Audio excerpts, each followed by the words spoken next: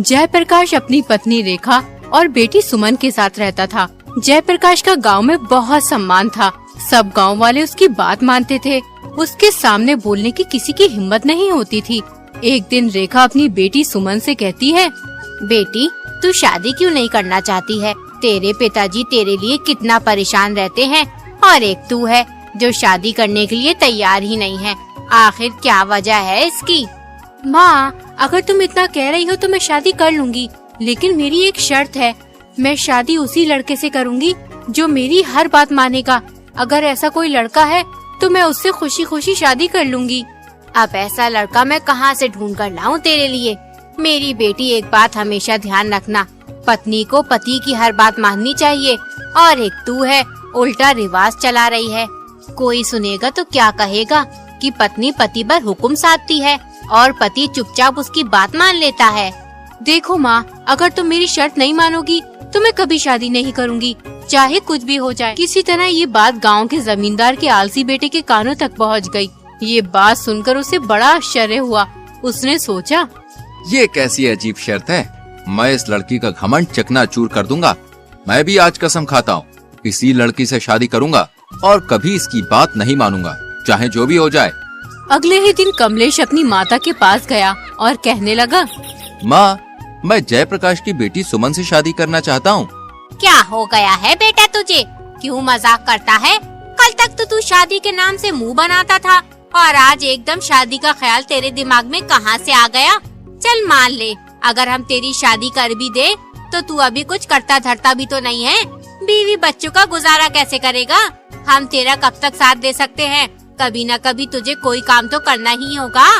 माँ, मैं अभी कुछ सुनना नहीं चाहता हूँ। मुझे बस शादी करनी है, वो भी जयप्रकाश की बेटी सुमन से। तुम पिताजी से बात करके जयप्रकाश के घर जाओ, उसकी बेटी का हाथ मांगने मेरे लिए। रुक्मणी अपने पति उदय भानु से कहती है, बेटा जवान हो गया है, तुम उसका विवाह कर दो, मुझे भी थोड़ी राहत मिल जाएगी। इतना बड़ा घर है, मुझसे इतना सारा काम नहीं हो पाता है। अरे भाग्यवान, तुम ये क्या कह रही हो? कमलेश तो कुछ करता धरता भी नहीं है, सारा दिन घर में यूं ही पड़ा रहता है। मैंने उससे कितनी बार कहा है कि खेतों पर जाओ, काम करो, मजदूरों के साथ मिलकर थोड़ी मेहनत कर लिया करो, लेकिन वो है कि सुनता ही नहीं। हमारे पास इतनी सारी जमीन है, अगर वो खेती का काम नहीं सीखेगा तो फिर जमीन पर खेती कैसे करेगा? अगर वो चाहता है कि उससे मेहनत नहीं होगी तो मेहनत मत कर, लेकिन खेतों पर जाकर मजदूरों को ही देख लिया करे। मजदूर सही से काम कर रहे हैं या नहीं कर रहे हैं, या समय ही पास कर रहे हैं। अब मैं अकेला कौन कौन सा काम देखूं? तुम सही कहते हो, लेकिन अभी वो नासमझ है। अगर हम इसका विवाह करा देंगे तो ये खुद ही काम करने की सोचेगा और इसका ये आलसीपन दूर हो जाएगा। कहे तो तुम बिल्कुल वैसे सही रही हो। तुम्हारी नजर में कोई लड़की है कमलेश के विवाह के लिए? हमारे गांव में जयप्रकाश जी रहते हैं, वो एक सम्मानित और अच्छे इंसान हैं। उनकी बेटी सुमन बहुत ही खूबसूरत और सुशील है। अच्छा, तुम जयप्रकाश की बेटी सुमन की बात कर रही हो? अरे जयप्रकाश तो बहुत ही अच्छा इंसान है, गांव के सभी लोग उसकी बहुत इज्जत करते हैं। हम कल ही जयप्रकाश के घर चलेंगे कमलेश के रिश्ते के लिए। तुम तैयारी शुरू कर दो। अगले दिन उदय भानु और उसकी पत्नी जयप्रकाश के घर पहुंच जाते हैं। अरे जमींदार साहब, कैसे आना हुआ? सब खैरियत तो है ना? हाँ जयप्रकाश जी, सब ठीक है। दरअसल हम यहाँ पर तुम्हारी बेटी सुमन का हाथ मांगने आए हैं, अपने बेटे कमलेश के लिए। हमें पता चला है कि सुमन बहुत ही शिक्षित और समझदार है। ये तो बहुत अच्छी बात है, आपने बिल्कुल सही किया जमींदार साहब। इससे हमारी दोस्ती रिश्तेदारी में बदल जाएगी। कुछ ही दिनों में सुमन और कमलेश का विवाह हो जाता है। शादी के 2-4 दिन के बाद कमलेश सुमन से कहता है, तूने अपनी माँ से कहा था ना कि तू उस लड़के से शादी करेगी जो तेरी हर बात मानेगा, लेकिन मैं कभी भी तेरी कोई बात नहीं मानूंगा। अब देखता हूँ तू कैसे मुझसे अपनी बात मनवाती है। कमलेश सुमन को बुरा भला कहने लगा, यहाँ तक कि मारपीट पर भी उतर आया। मैं आपकी पत्नी हूँ और आपसे ये आशा करती हूँ कि आप मुझे पूरा सम्मान दे। हमारे रिश्ते की मजबूती और खुशहाली के लिए बहुत जरूरी है कि आप मेरे प्रति आदर और समझदारी का रवैया अपनाएं। ये न केवल हमारे रिश्ते को बेहतर बनाएगा बल्कि हमें एक मजबूत और खुशहाल जोड़ी भी बनाएगा। फिर भी अगर आप मेरे साथ मारपीट करना ही चाहते हैं तो मैं आपको ये अधिकार तब दूंगी जब आप खुद मेहनत करके पैसे कमा कर लाओगे। अभी तो आप अपने पिता के धन पर ऐश कर रहे हो। तुम्हें क्या लगता है मैं पैसे नहीं कमा सकता? तो फिर ठीक है, अब मैं तब तक घर में नहीं घुसूंगा जब तक मैं खूब सारा धन न कमा लाऊं। कमलेश अपनी पत्नी से ये बात गुस्से में कह तो देता है, लेकिन बाद में वो सोचने लगता है, अरे मैंने तो अपनी जिंदगी में कोई काम ही नहीं किया है। ऐसे में मुझे क्या काम मिल सकता है जिसे मैं कर सकता हूँ? एक काम करता हूँ, सुरेश से मालूम करता हूँ। उसने बहुत सी जगह पे काम किया है, वो मुझे कोई ना कोई काम के बारे में जरूर बता देगा।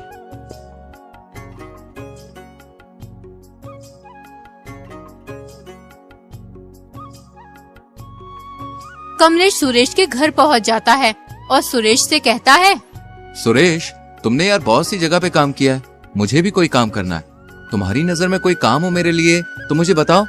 अरे कमलेश, कैसी बात कर रहा है यार? तू इतने बड़े जमींदार का बेटा है, तुझे क्या जरूरत है काम वाम करने की? अरे काम करने की जरूरत तो हम जैसे गरीब लोगों को है भाई। दरअसल सुरेश, मैंने किसी से शर्त लगाई है। उसका मानना है कि मैं खुद मेहनत से पैसे नहीं कमा सकता हूँ, इसलिए मैंने भी उससे कह दिया है कि मैं तुझे पैसे कमा के दिखाऊंगा।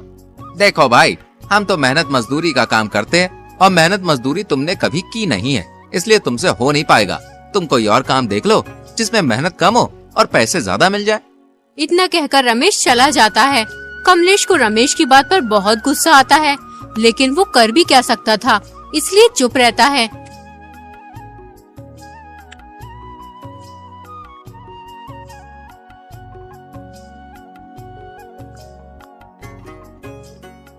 अब कमलेश बगैर किसी को कुछ बताए धन कमाने की तलाश में निकल पड़ता है।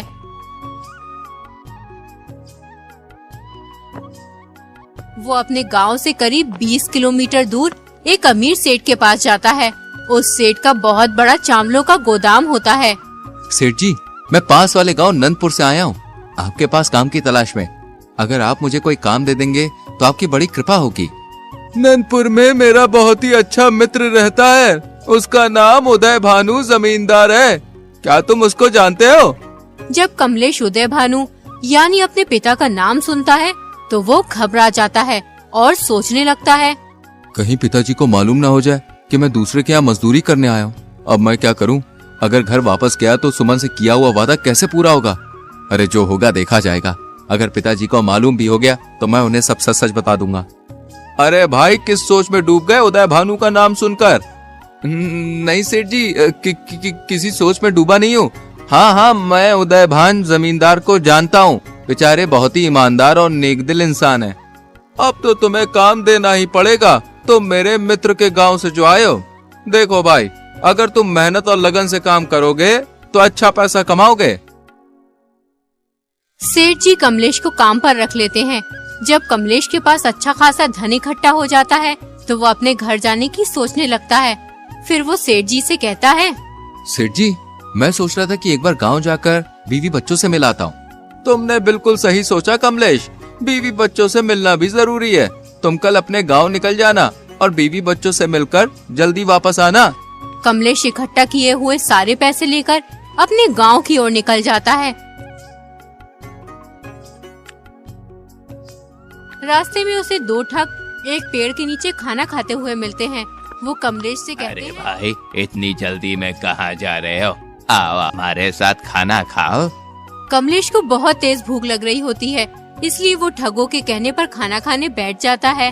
फिर एक ठग कमलेश से बोलता है, लगता है आप शहर से धन कमा कर लाए हो। हम दोनों भी शहर जा रहे हैं धन कमाने की तलाश में। सुनो, तुम्हें पता है इस रास्ते पर बहुत सारे लुटेरे और ठग रहते हैं। तुम अपना धन सावधान होकर ले जाना। लेकिन मैंने तो सुना था कि ये रास्ता सुरक्षित है, इस रास्ते पर लुटेरे नहीं मिलते। अरे भाई, अब तो हर जगह लुटेरे और ठग मिल जाते हैं।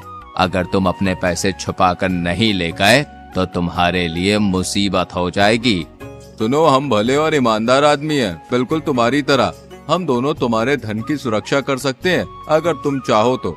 बाकी देखो भाई, आगे तुम्हारी मर्जी है। ये तुम क्या कह रहे हो? मुझे तो कुछ भी समझ में नहीं आ रहा। मैं तुम्हें अपना धन क्यों दूं? मैं तो सही से तुम्हें जानता भी नहीं हूँ। अरे भाई, इसमें नाराज होने की क्या बात है? तुम्हारा धन है, दो या मत दो।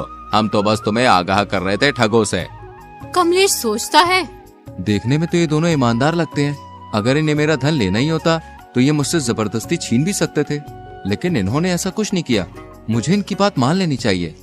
देखो भैया, मैं तुम्हें अपना धन तो नहीं दे सकता। हाँ, एक काम कर सकता हूँ। अगर तुम मेरे साथ मेरे गांव तक चलोगे तो मैं तुम्हें थोड़े बहुत पैसे दे दूंगा। इस तरह मेरे धन की सुरक्षा भी हो जाएगी और तुम दोनों की कमाई भी हो जाएगी। ठीक है, हम कुछ देर बाद चलेंगे, तब तक थोड़ा आराम कर लेते हैं।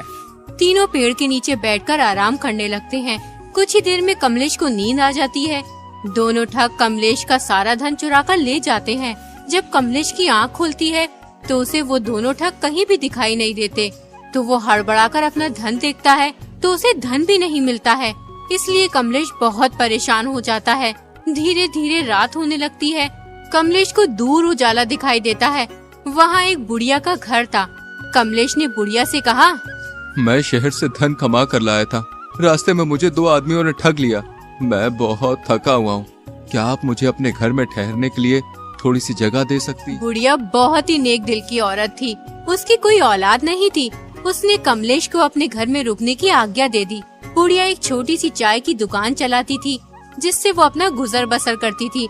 कमलेश ने बुढ़िया की चाय की दुकान पर काम करना शुरू कर दिया। कुछ ही दिनों में बुढ़िया की चाय की दुकान काफी बड़ी हो गई। इससे खुश होकर उसने कमलेश को बहुत सारे पैसे दिए। बुढ़िया से पैसे लेकर कमलेश सोचने लगा, अब मेरे पास खूब पैसे हो गए और घर से निकले हुए भी बहुत दिन हो गए। अब मुझे घर चलना चाहिए। इस बार बहुत ही सावधानी से जाऊंगा और उसके बाद सुमन पर रौब दिखाऊंगा। कमलेश ने बुढ़िया से घर जाने की इजाजत मांगी और फिर अपने घर की ओर चल दिया। घर पहुंचकर कमलेश ने सारा धन जो कमाया था सुमन को दे दिया और फिर बोला, तुमने कहा था ना, जब मैं अपनी मेहनत से धन कमा के लाऊंगा तभी तुम्हारे साथ मारपीट कर सकता हूँ। अब पिटने के लिए तैयार हो जाओ। देखो, मैं तुम्हारे साथ मारपीट करना नहीं चाहता, लेकिन मुझे तुम्हारा घमंड तोड़ना है, इसलिए मुझे तुम्हारे साथ मारपीट करनी होगी। स्त्री को पीटना बहुत बड़ा पाप है। मैं तुम्हारी जीवन साथी हूँ। हम दोनों ने एक दूसरे के साथ जीवन बिताने की कसम खाई है। मैं तुम्हारा हर मुश्किल समय में साथ दूंगी। अगर फिर भी तुम मुझे पीटना ही चाहते हो तो घर के अंदर मारपीट करने का कोई फायदा नहीं है, क्योंकि किसी को पता भी नहीं चल पाएगा कि कमलेश ने अपनी पत्नी को पीटा है। गांव वालों को भी पता तो होना चाहिए कि तुम इतना सारा धन कमा कर लाए हो, इसलिए अपनी पत्नी को पीटना चाहते हो। आज आराम कर लो। तुम बहुत दूर से चलकर आए हो ना, कल सुबह सारे गांव वालों को बुलाकर मुझे उनके सामने पीटना। कमलेश अपनी पत्नी सुमन की बात मान लेता है। अगली सुबह वो सभी गांव वालों को इकट्ठा करता है। जैसे ही कमलेश अपनी पत्नी को पीटने के लिए आगे बढ़ता है, उतने में ही कमलेश के पिता उदय भानु जमींदार वहाँ आ जाते हैं। बदतमीज नालायक, ये क्या कर रहा है? एक स्त्री पर हाथ उठा रहा है। क्या तूने इससे शादी से पीटने के लिए की? जानता भी है, जिस दिन से तू गया है उस दिन से एक दिन भी ये चैन से नहीं सोई है। हर वक्त तेरी याद में रोती रहती है, और एक तू है जो इस मासूम को पीटने के लिए तैयार है। भीड़ के सामने कमलेश शर्मिंदा हो जाता। उसके दिल से सुमन के लिए नफरत मिट गई थी। उसे अपनी गलती का एहसास हो गया था। वो सुमन से माफी मांगने लगता है, यहाँ तक कि उसके पैरों में गिर जाता है। उसके बाद सुमन उसे उठाती है और बोलती है, तुम्हारी जगह मेरे पैरों में नहीं बल्कि मेरे दिल में है। उसके बाद कमलेश ने कभी सुमन से कुछ नहीं कहा और उसकी हर बात मानने लगा।